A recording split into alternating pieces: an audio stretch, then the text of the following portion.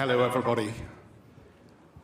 Just very briefly, a couple of things that I'd like to say from a housekeeping perspective. This will be filmed. It will be on CNBC.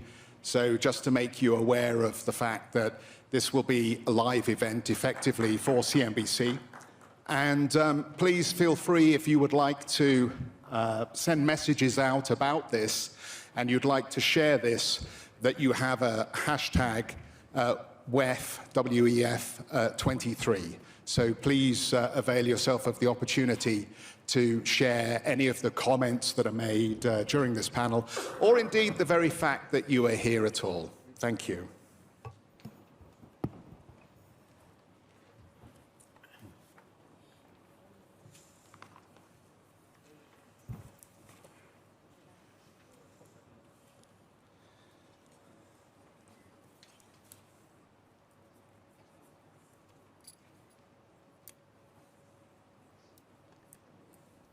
So a very warm welcome, everybody, to this World Economic Forum Global Outlook on the Economy. My name is Jeff Cutmore. I do a program on CNBC, and I'm very grateful that the World Economic Forum has allowed me to moderate this very important panel that closes this key event this year. Now, just briefly, let me mention, CNBC has interviewed through this last week over 90 CEOs and policymakers. We've been on various panels. I've been involved in a lot of those interviews myself. And probably the phrase that best describes the experience, I would say, of what I've taken away from this week is that investors and CEOs are increasingly bullish, but they are not optimistic. Now that sounds like a bit of a contradiction in terms, doesn't it? But here to discuss whether they should be and how they should feel about the outlook from here, Kristalina Georgieva, the Managing Director of the IMF. Kristalina, thank you very much, who this week warned the world that the economies of the world are increasingly heading towards fragmentation, and action needs to be taken to stop that from happening. Bruno Le Maire, the French finance minister, thank you so much for being with us. This week, Bruno Le Maire said that tax credits and subsidies could help Europe counter competition from China and the United States, particularly around green technology. Joint debt, I believe he thinks, could be the answer to help meet the challenge of the Inflation Reduction Act in the United States. But we'll find out a little bit more about that as we go through the panel discussion. Christine Lagarde, stay the course. That has been the message from the ECB this week, and we're very pleased to have Christine with us to tell us a bit more about that and potentially what other challenges are out there for monetary policy in the Eurozone. Haruhiko Kuroda. This morning, the Japanese inflation rate saw 4%. 4%. That is the highest since 1981. It's been quite a week for the Bank of Japan governor, who has been in the midst of a battle with the bond markets over how he's managing yield curve control and monetary policy. And just to let you know, although I'm sure you are very aware, this will be probably his last Outlook panel as the Bank of Japan governor. He leaves that position on April the 8th. Larry Summers. Larry Summers, now in education, of course, but former Treasury Secretary. Larry Summers, I think, is starting to feel that there is a possibility that we might get something that looks a little bit like a soft landing in the United States. He also, I think, has a view on China. It would be a staggering error, I think, Larry, you've said, for the US to try and suppress Chinese growth. So I hope that gives you a little insight on how our key panelists feel about some core issues. Very briefly, as we gather for this first winter Davos in 3 years, There's still a great deal of uncertainty about the economic outlook, as we know. Growth has lost momentum. Inflation is resistantly and persistently high. The cost of living crisis is generating poverty and labor strife. Central banks are tightening financial conditions. Energy prices remain high. Global debt is high and in some places is still rising. And I haven't even talked about Ukraine and the horrible crisis in Ukraine, the humanitarian crisis taking place there, or really the state of the energy transition, which we might also need to get onto here. And so, Kristalina, should our audience be pessimistic or optimistic about the year ahead? Well, stay put. My message is, it is less bad than we feared a couple of months ago. But less bad doesn't quite yet mean good. Let me start from what has improved and why we have to be cautious. What has improved is inflation seems to have started leading in the right direction, in other words, down. Headline inflation in particular. What has improved is the prospect for China to boost growth. Let's remember last year, 22, China registered for the first time in 40 years lower growth rate than the global average. Never happened in 4 decades. Now, with the reopening of China, we expect growth this year to again exceed global average. We project 2.7% for the world. This may be corrected somewhat in a couple of days. For China, we project 4.4%. And what has changed in the positive is that we have seen demonstrably strength of labor markets translating into consumers spending and keeping the economy up. Why we should be cautious? Well, first, 2.7, if this is the growth we achieve, by far is not fabulous. This is the 3rd lowest growth rate in the last decades after the global financial crisis and COVID. It's not great.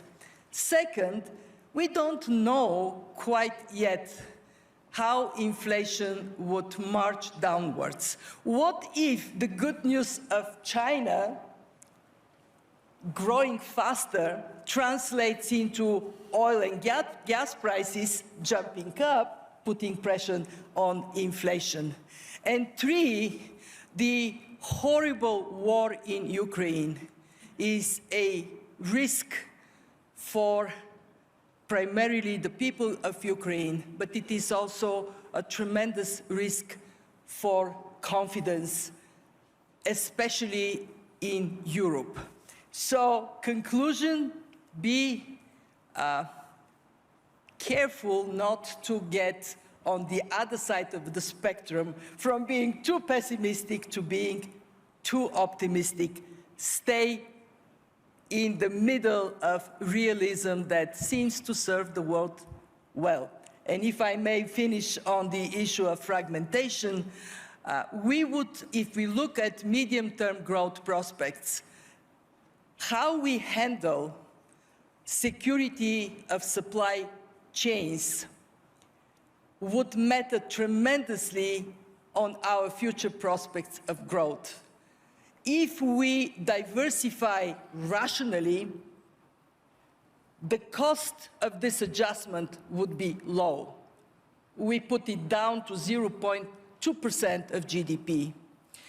If we are like an elephant in a china shop and we trash the trade that has been an engine for growth for so many decades, the cost can go up to 7% loss of GDP, $7 trillion.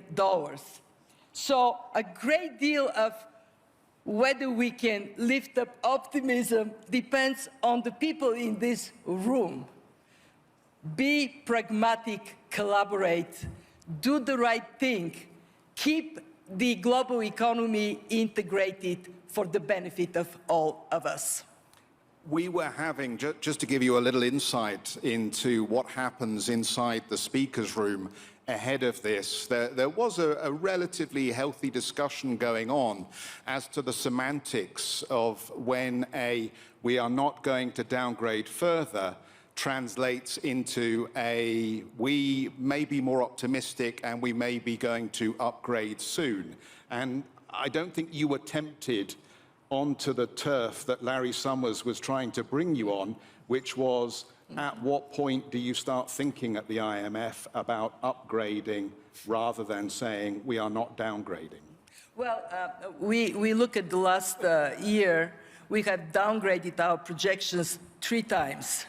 So not downgrading is already good news. Whether we would upgrade, and if we do so, how much we will see in 10 days. But I can tell you, it is not going to be a dramatic improvement vis-a-vis what I'm projecting right now, the 2.7%. And let's be very honest. Whether Germany finishes 2023 with minus 0.3%, which was our October projection, or they finish with plus 0.5%, which may be our new, the projection may go up to that level. Still, for hundreds of millions of people in Germany, all over Europe, in the world, when we are at this low level of growth, it would be painful. And let me send the biggest caution I could today.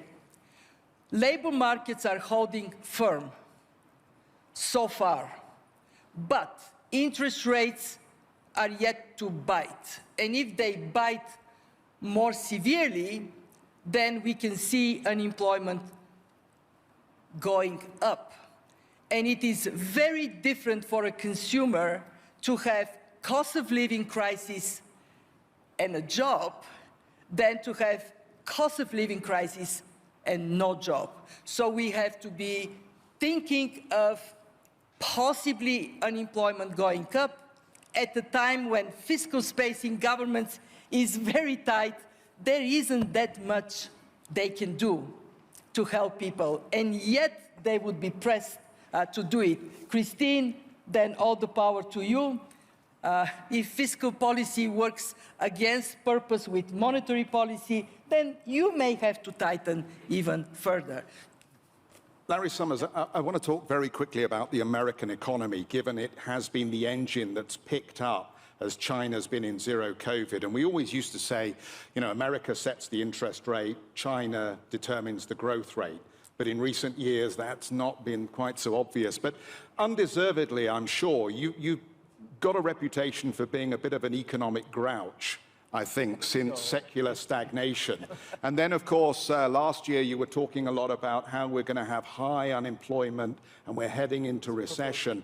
But as I read your commentary more recently, it sounds like you might be coming round to the idea that maybe a soft landing could be somewhat achievable. So did Team Transitory get the causes of inflation right? It just got the timing wrong. What do you think?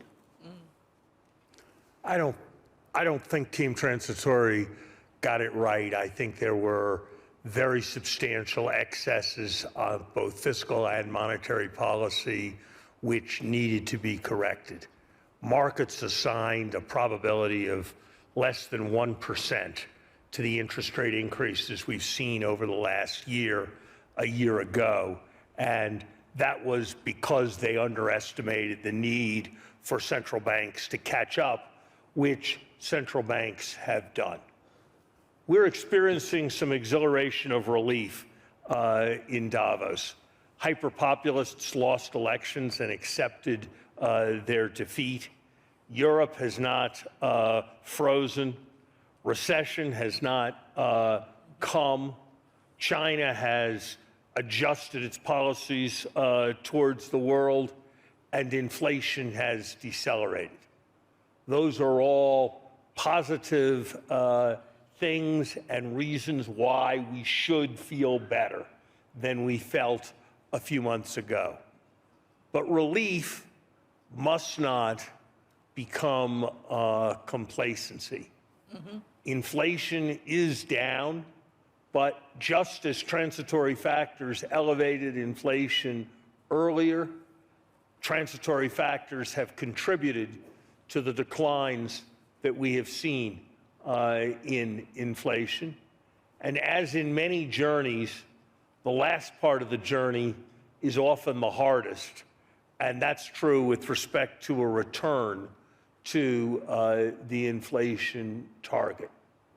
The greatest tragedy in this moment would be if central banks were to lurch away from a focus on assuring price stability prematurely, and we were to have to fight this battle twice.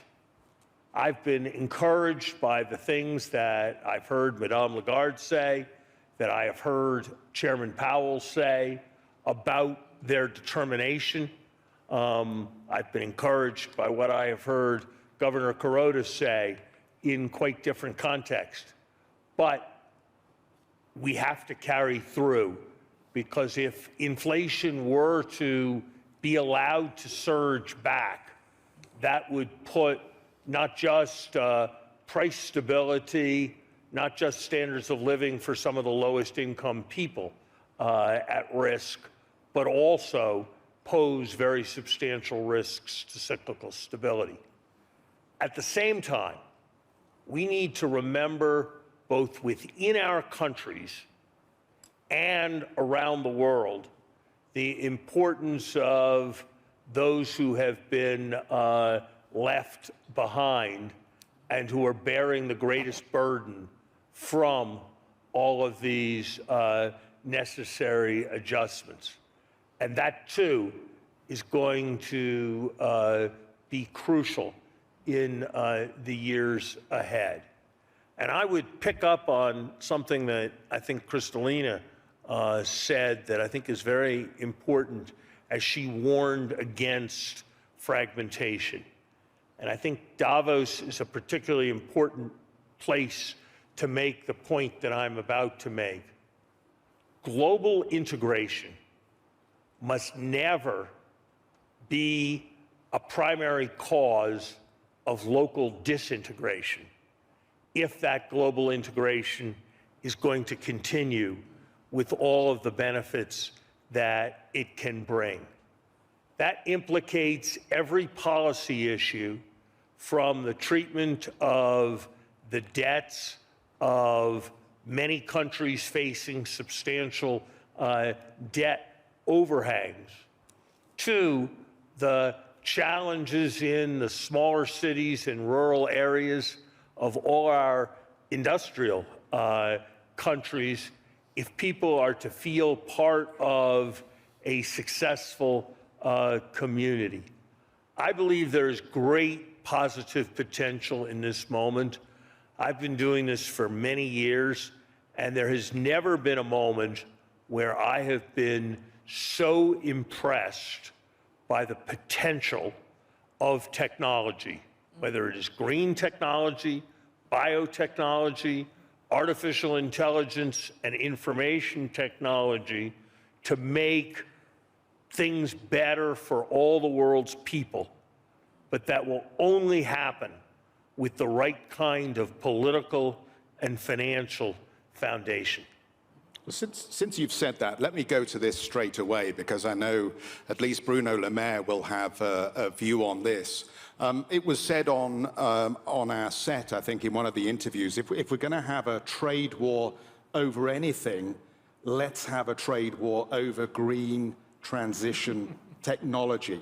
Because if it's going to stimulate the brightest and the best in a race for new technology that helps the transition, then that's not a bad thing. But nobody actually wants a trade war. How do we get through this row going on between Europe and the United States over the Inflation Reduction Act? Well, I would respectfully, I would distinguish between a subsidy war and a trade war. A subsidy war about very good things is basically a good thing.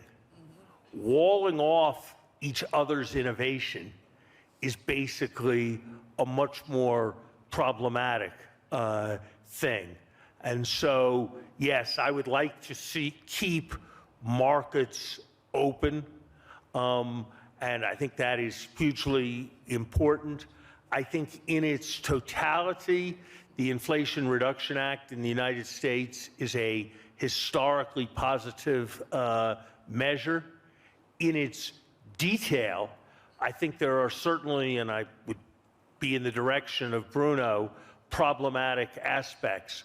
But look, if we are all competing over who can accelerate a transition towards renewables more rapidly, who can be the biggest leader in storage and transmission technologies, that is a very healthy kinds of competition relative to all the kinds of competition the world has seen.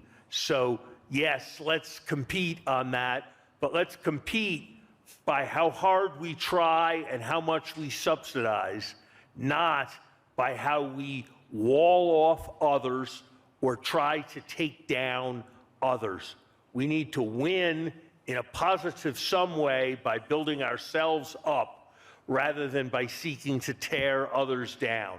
And if we can do that, I do think there's enormous potential in this moment.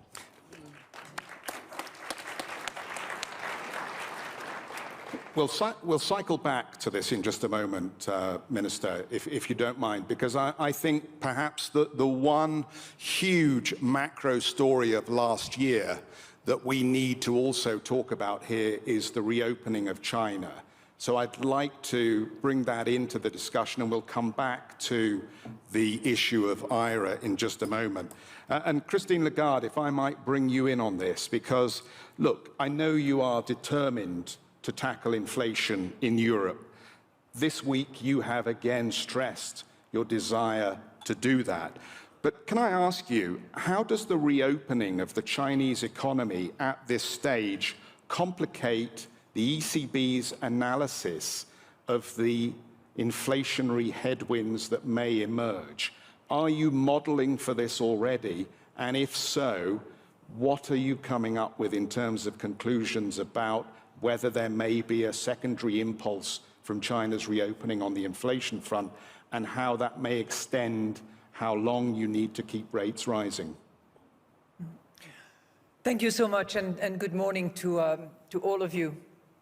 I would like to, first of all, make a small observations. The situation around the world must be improving a little bit if you hear so many competent, talented economists say, not as bad as feared, or not so bad, maybe not yet good, but improvement.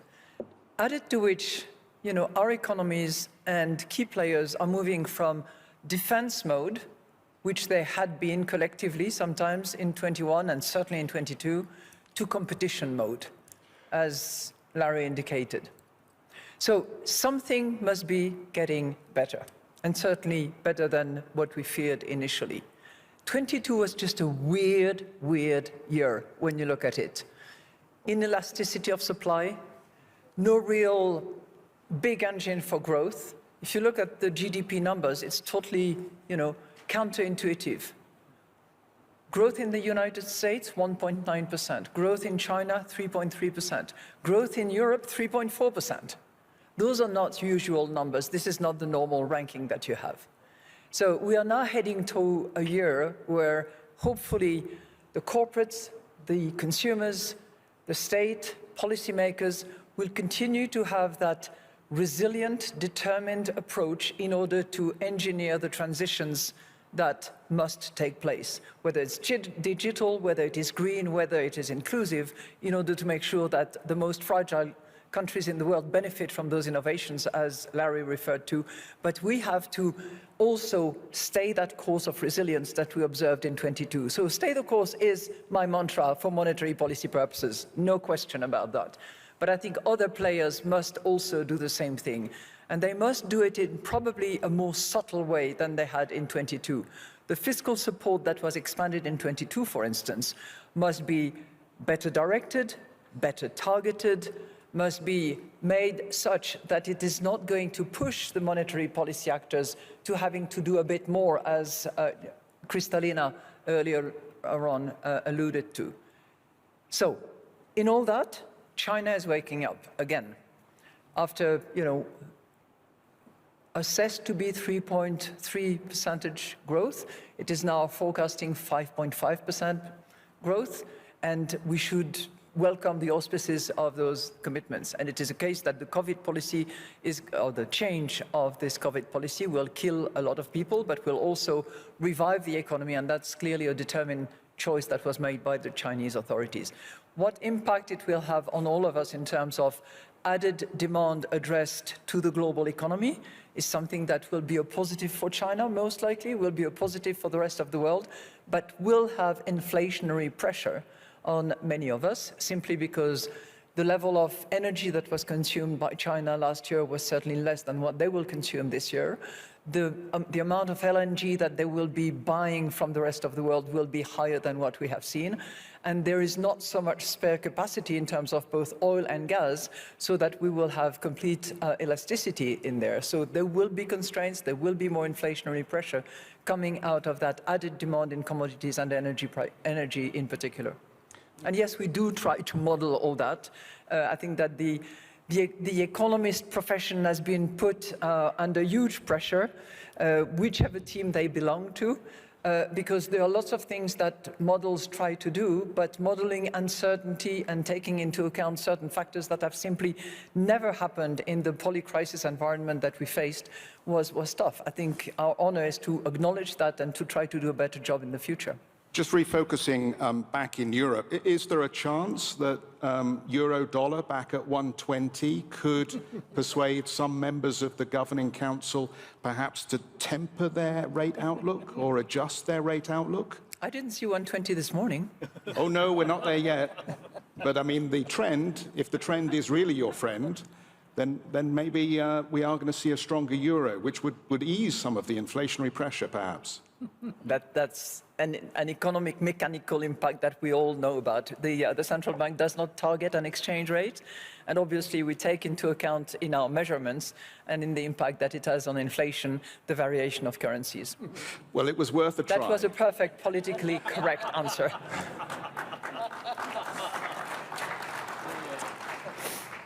Kuroda-san, let me be very blunt here, as the bond market has been very blunt with you, I think, since December.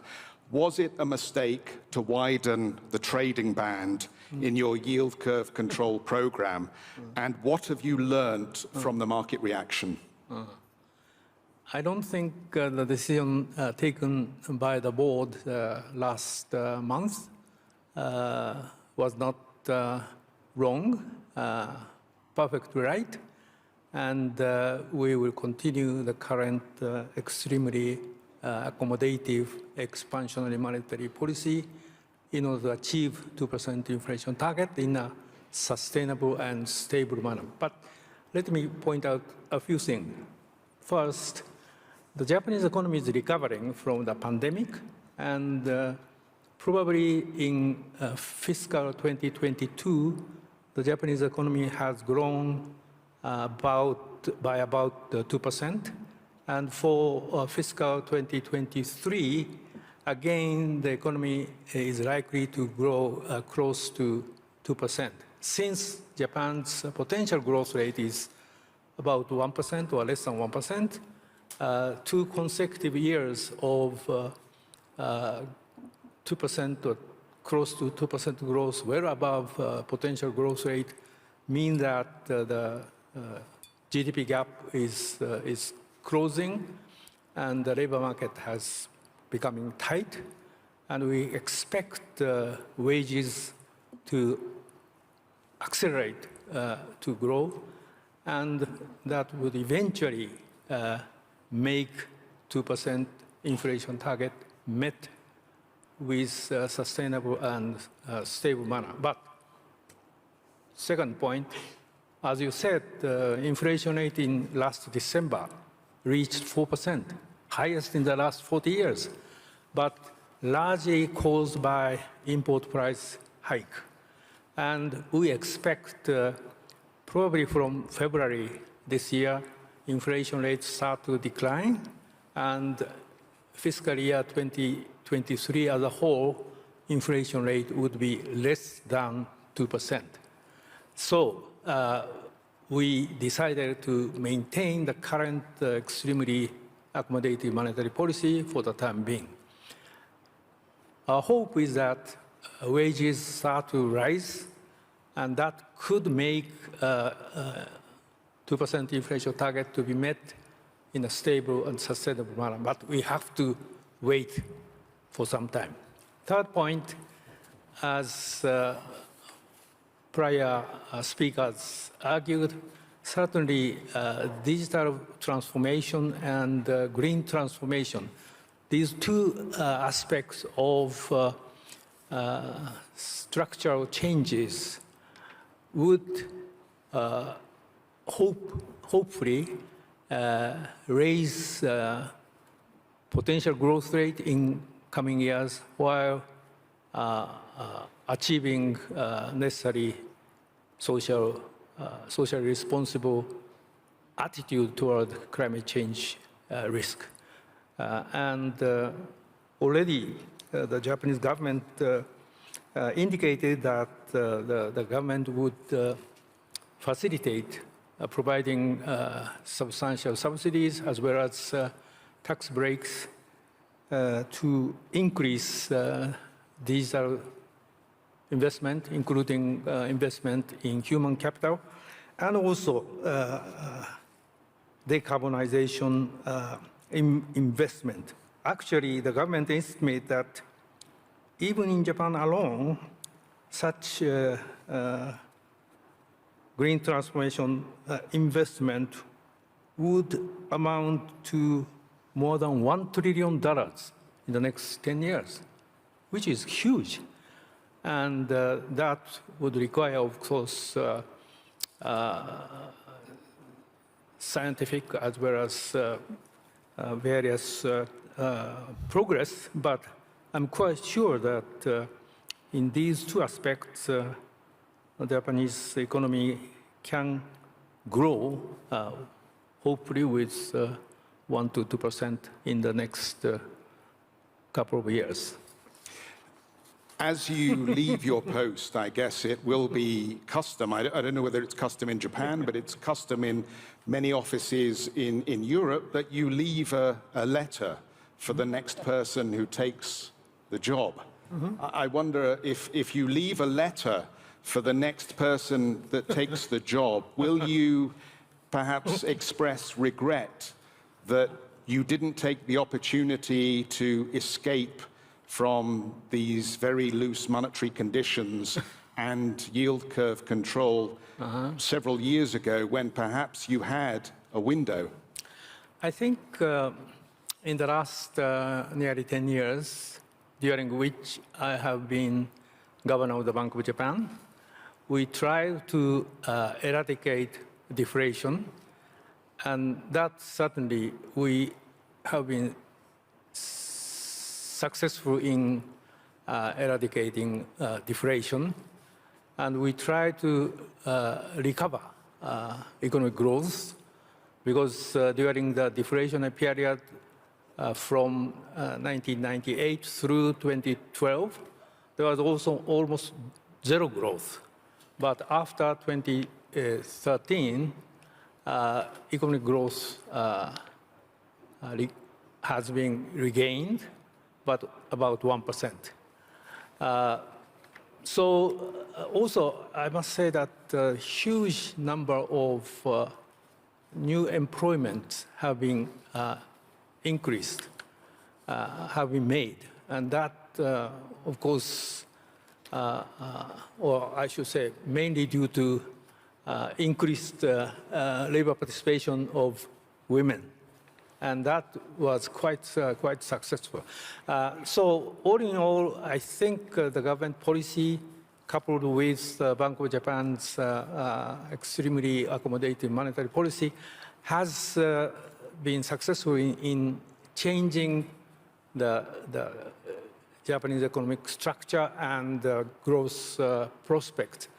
But unfortunately, 2% inflation target has not been achieved in a sustainable and a stable manner. As I said, the 4% inflation right now is largely caused by import price hike and will start to decline towards less than 2% in this fiscal year. So that is the only regret I have.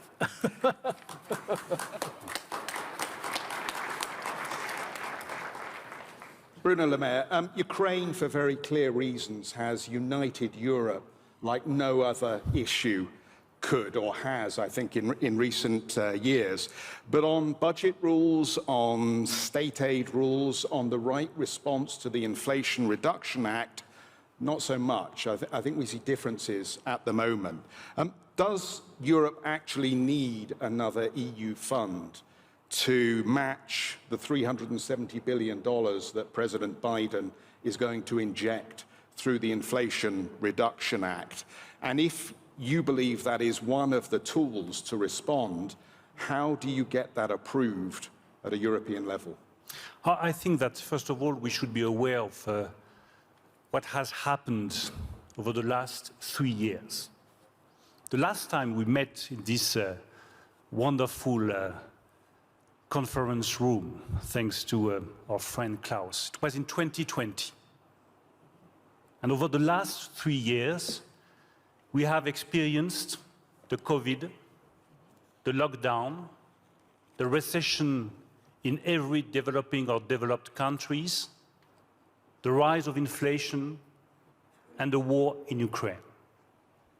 And yet we are still here. We are back discussing over the future of the world and over the best solutions for the world. That's the first good news. The second good news is that Europe, over the last 3 years, has become a super political power, like China and like the United States. That's good news for all of us, to have a continent like Europe being able to defend its values, to defend its interest. Putin thought we would be divided and we would be weak. We have been united and we have been strong, and we will remain united and we will remain strong vis-à-vis Putin and vis-à-vis the war in Ukraine. That's the very good news. Nevertheless, we should be aware that over the last 3 years, we have entered a new era of globalization. We have shifted from a market-driven globalization to a politically power-driven globalization. And we have to draw all the consequences of that. We have to avoid the worst-case scenario. No fragmentation, but more cooperation. No trade war, as Larry said, but just a fair competition. Competition is a good thing for all of us. No new war, but engagement of all countries, including China. China cannot be out. China must be in. And you know that this is the difference of view that we have between the US and Europe. We don't want to oppose China. We want to engage China, and we want China to obey by the same rules, to obey by the same rules on intellectual property, on the level playing field, on the access to market. This is our policy. And that's a good thing that we can have different views. As far as your question is concerned, Inflation Reduction Act, I think that we need to have a global approach. That's a good thing that the United States of President Biden have decided to invest in the green industry and have decided to accelerate the fight against climate change. And Europe must do the same thing. But if we want to compete, we need to have a very strong, effective, efficient, swift European industrial policy based on 3 key pillars. The first one is acceleration. Private companies, industrial companies cannot wait 2 or 3 years before getting their subsidies that we promised to them. The project of common interest, the so-called IPCEI, are a very good thing. And I really think that this is a breakthrough in the European policy. But 2 or 3 years is too long. We have to act swiftly, and we want to reduce the delay from 2 or 3 years to 6 months before giving the subsidies that are required by the industry. The second key pillar must be simplification. The European process remains too tricky and too complicated for the economic actors. We need to go the way of simplification. That has been underlined by President Ursula von der Leyen, and Ursula is right. We need to simplify the European process. And the third point is to focus on very specific sectors. The question is, where do we want to spend our European money? Do we want to buy foreign goods, foreign devices, foreign electric car batteries? Or do we want to put the money in investment?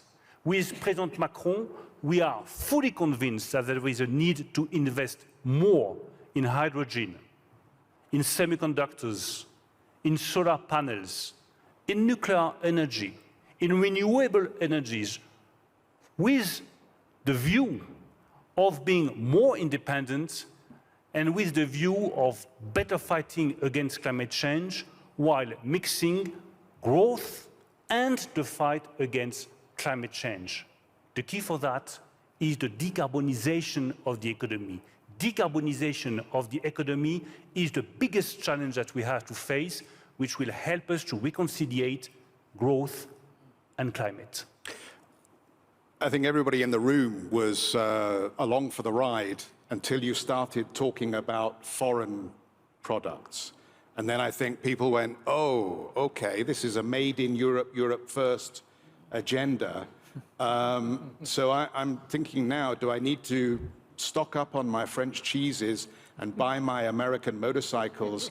Because when you start talking that kind of language, it sounds a lot like America first. If you're talking Europe first... I will respond to you very bluntly. I mean, is this protection? Are we talking about protectionism? No protectionism. I'm not talking about protectionism. I'm talking about preserving and defending the economic interest. But let's be very clear.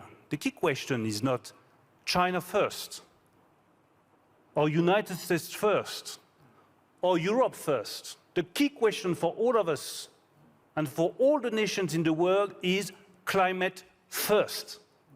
And if we want to have climate first, we need to invest more in the fight against climate change. We need to invest more in the green industry. We need to have our own chips being produced in Europe. And our strategic goal is very clear. We want to come from 9% of the semiconductors produced in Europe to 20%. And this is absolutely compatible with the determination of the US to have more semiconductors and more chips being produced in the US. And that's perfectly compatible with the ambition of China to get also access to semiconductors.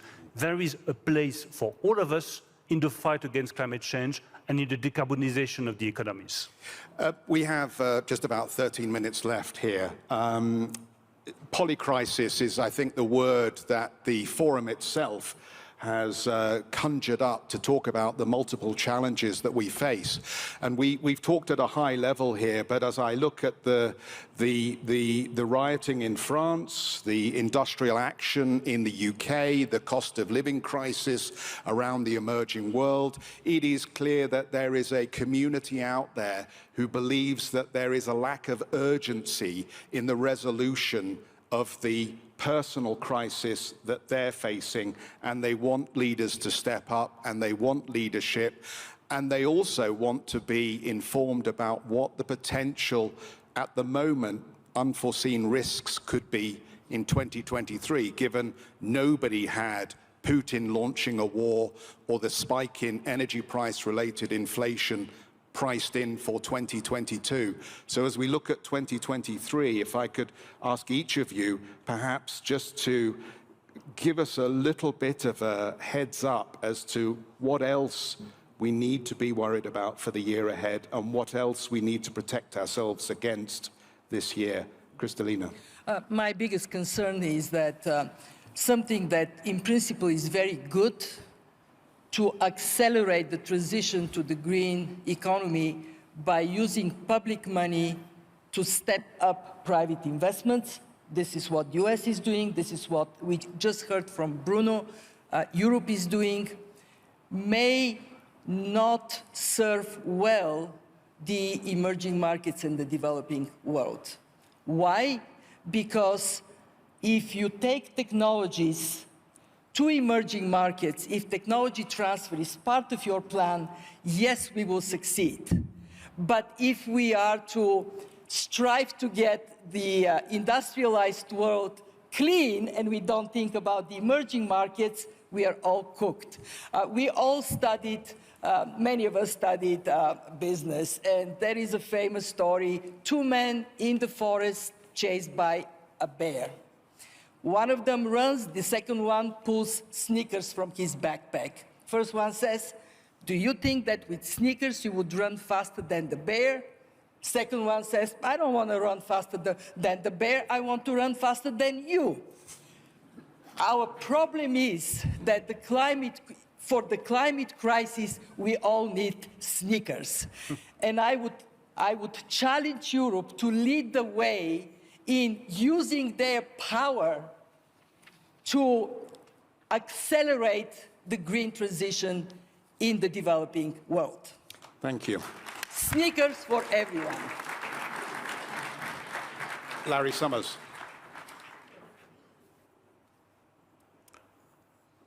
Kristalina is 100% correct on the centrality of facilitating the flow of capital from the developed world to the developing world in support of climate transition as the single most important long-term global financial issue facing the planet.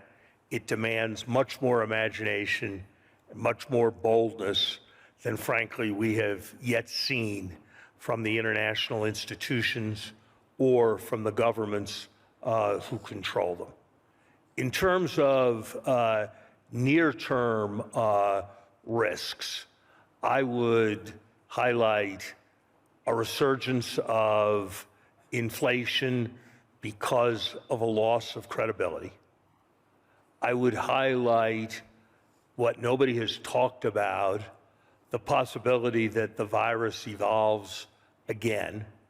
And I would note that the odds, in my view, are better than 50-50 that there will be a COVID scale problem within the next 15 years, and that the world is utterly unprepared for that eventuality. Okay. I would stress that there is a lot of debt in a lot of places, and that if it proves necessary for interest rates to rise more than is currently anticipated, there may well be a need for financial firefighting domestically and globally.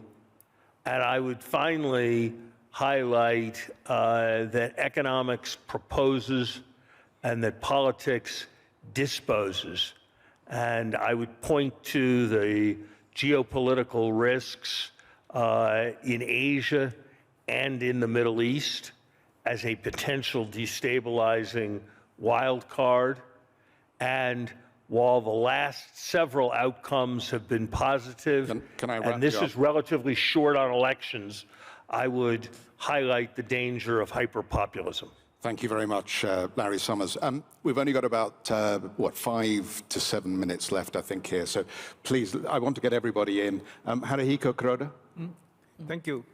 I shall be very brief about Asian economies. As you know, the Chinese economy is likely to grow by 5% this year, accelerating from 3% growth last year. Southeast Asian economies are, generally speaking, doing fairly well. On the other hand, South and West Asian economies, except for India, which is doing exceedingly well, are faced with a difficult situation. As you know, Sri Lanka as well as Pakistan are in kind of economic crisis, debt crisis. And even Bangladesh, which had been doing quite well, is faced with balance of payment difficulty and so on and so forth. So I think, of course, climate change assistance is necessary in the long run, but for the time being, I think for those South and West Asian economies must be helped by IMF and other bilateral donors. Okay, thank you. Christine Lagarde.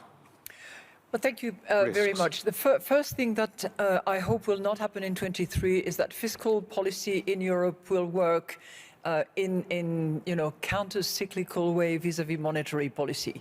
We will do what is necessary. We don't need to be pushed to having to do more than is necessary. So good understanding of what will help and what will hinder, I think, will be essential. Second observation, which is a little bit outside the monetary policy strict field. You know, there is so much to do to fight climate change and protect biodiversity. There are so many people that are on the verge of falling back into poverty or falling into poverty, that there is plenty of activity for all to be had around the world. And I hope very much that this subsidy race that we are hearing about is not going to be a race for the bottom on the hotel of climate change fight and biodiversity protection, as well as inclusion of people out of the poverty where they are at risk of falling. Because if that was the case, there's good business to be had for the WTO. Remember Airbus, Boeing, 20 years of subsidy wars. Well, the WTO is in business. They will continue to have to argue the case of one against the other. We shouldn't do that. We have to cooperate as advocated by Bruno. Bruno Le Maire. I would say that my deepest concern is clearly the war in Ukraine, for 3 clear reasons. The first one is that as a European citizen, I cannot live peacefully knowing that European citizens every day on the European soil are being threatened, targeted by bombs, injured or killed. We need a ceasefire and we need to put that war to an end. The second reason is that there is a risk of extension of that conflict. Let's be very clear. And at some point, Vladimir Putin might be tempted by the extension of the conflict. And the third reason, and this is really important that we open the discussion here in Davos about that question. The war in Ukraine is not a regional conflict. I know that many nations around the world think that this is only a regional conflict. This is not a regional conflict. This is a global conflict. This is a global conflict because it has a direct impact on the level of prices, on the level of commodity prices, on the level of energy prices. This is a global conflict because our core common values are at stake. They are at stake.